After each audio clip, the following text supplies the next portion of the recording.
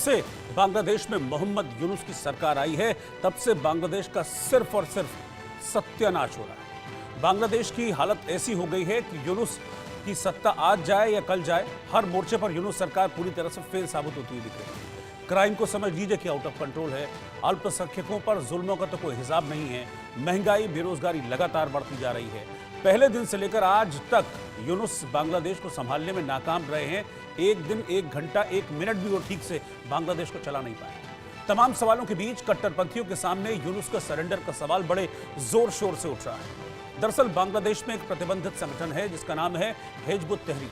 पिछले 26 सालों से यह संगठन खामोश था, इस पर पूरी तरह से लगाम थी, लेकिन शेख हसीना के जाते ही, यूनुस सरकार के आते ही यह संगठन भी एक्शन में आ गया और लग रहा है कि बांग्लादेश से यूनुस जाएंगे और कट्टरपंथी बांग्लादेश की सत्ता पर आकर काबिज हो जाएंगे। इन्हीं तमाम सवालों को लेकर आज हम बात करेंगे, लेकिन पहले यह रिपोर्ट आपके लिए देखनी जरूरी है, क्योंकि इस रिपोर्ट की एक एक तस्वीर आपको बताएगी कि किस तरीके से जमाती और कट्टरपंथी बांग्लादेश में हर गुजरते दिन के साथ हावी होते जा रहे हैं।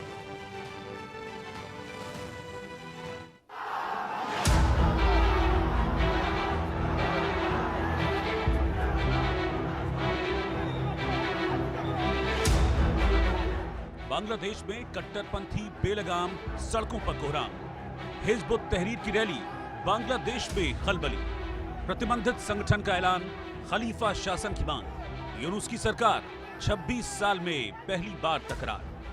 मोहम्मद यूनुस बांग्लादेश की सत्ता पर काबिज तो हो गए हैं, लेकिन यूनुस से बांग्लादेश संभल नहीं रहा है।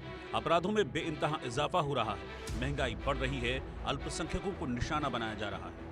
इन तमाम मुश्किलों के बीच यूनुस सरकार के लिए सबसे बड़ा सिरदर्द प्रतिबंधित संगठन हिजब उत तहरीर के सड़कों पर दस्तक से हुआ है। ऐसी रिपोर्ट्स हैं कि बांग्लादेश में प्रतिबंधित रेडिकल इस्लामिस्ट संगठन हिजब उत तहरीर ने एक रैली की है और जाहिर है कि ये इस बात को स्पष्ट रूप से दर्शाता है कि मोहम्मद यूनुस के नेतृत्व की ये जो अंतरिम सरकार है वो प्रतिबंधित अतिवादी आतंकी संगठनों पर लगाम लगाने में पूरी तरीके से नाकाम साबित हो रही है। और प्रतिबंधों के बावजूद भी जिस तरीके से हिजब उत तहरीर ने एक रैली की, उससे मोहम्मद यूनुस की अंतरिम सरकार की कानून व्यवस्था के संदर्भ में कितनी लचर स्थिति है और किस तरीके से ये जो सरकार है वो कट्टरपंथियों को शह देने का कार्य कर रही है। दरअसल बांग्लादेश में प्रतिबंधित इस्लामी संगठन हिजब उत तहरीर ने बड़ी पब्लिक रैली निकाली। शुक्रवार को जुमे की नमाज के बाद ढाका में हिजब के हजारों लोग और कार्यकर्ता बैतुल मुकर्रम मस्जिद पर जमा हुए। इसके बाद इन लोगों ने इस्लामी खलीफा शासन के लिए मार्च निकाला।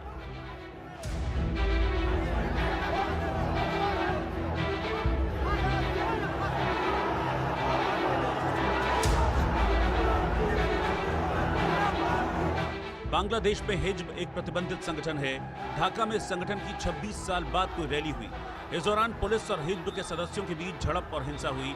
पुलिस ने भीड़ को तितर बितर करने के लिए लाठीचार्ज किया और आंसू गैस की गोली दागी।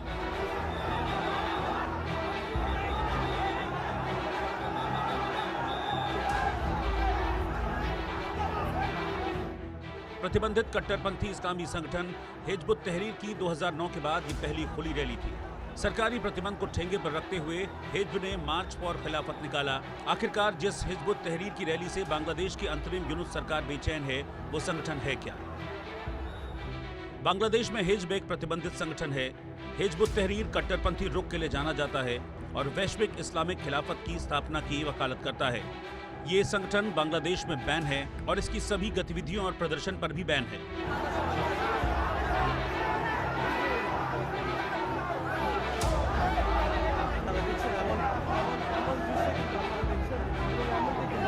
सड़कों पर हजारों की संख्या में खुलेआम प्रतिबंधित संगठन हिजब उत तहरीर की रैली होती है। बांग्लादेश में मौजूदा स्थिति बयां करने के लिए ये काफी है। साथ ही कट्टरपंथियों के सामने ये यूनुस की लाचारी भी दिखाती है।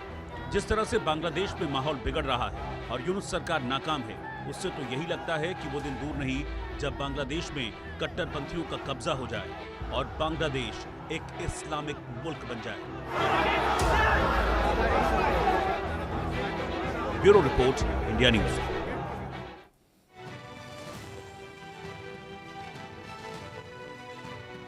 तो जो तस्वीरें आपने अभी स्क्रीन पर देखी मेरे रिपोर्ट में, और वो तस्वीरें अभी भी स्क्रीन पर चल रही हैं, इन तस्वीरों को देखकर कुछ सवाल खड़े होते हैं मेरे मन में, और इन तस्वीरों को देखकर आपके मन में भी कुछ सवाल खड़े हो रहे होंगे, और वही सवाल इस वक्त मैं आपके सामने रखने जा रहा हूं। क्या कट्टरपंथियों के सामने यूनुस सरकार फेल हो गई है? ये तस्वीरें ये बताती हैं। क्या ये तस्वीरें ये कहती हैं कि बांग्लादेश में कट्टरपंथियों का कब्जा होने वाला है? क्या बांग्लादेश में यूनुस सरकार इस वक्त फेल, जीरो, नाकाम हो रही है? और है तो ऐसा क्यों हो रहा है? क्या बांग्लादेश में इस्लामी खलीफा शासन लागू होने वाला है? खलीफा को आप अगर आम भाषा में इसको समझें तो खलीफा का मतलब ये समझ लीजिए कि इस्लामिक शासन बांग्लादेश में होने वाला है। क्या ऐसा होगा बांग्लादेश में? क्योंकि ये लोग जिस खलीफा शासन की बात कर रहे हैं वो खलीफा शासन का साफ सीधे शब्दों में अर्थ यही होता है कि इस्लामिक शासन, जिसको पहले भी कई बार जमाती बांग्लादेश में लागू करने के लिए कह चुके हैं। वो जमाती कौन है? वो जमाती हैं मोहम्मद यूनुस के दोस्त। मेरे साथ कुछ खास मेहमान हैं, मैं इंट्रोड्यूस करता हूं और फिर बांग्लादेश में इस वक्त जिस तरह के हालात बने हुए हैं उस पर चर्चा की शुरुआत करूंगा।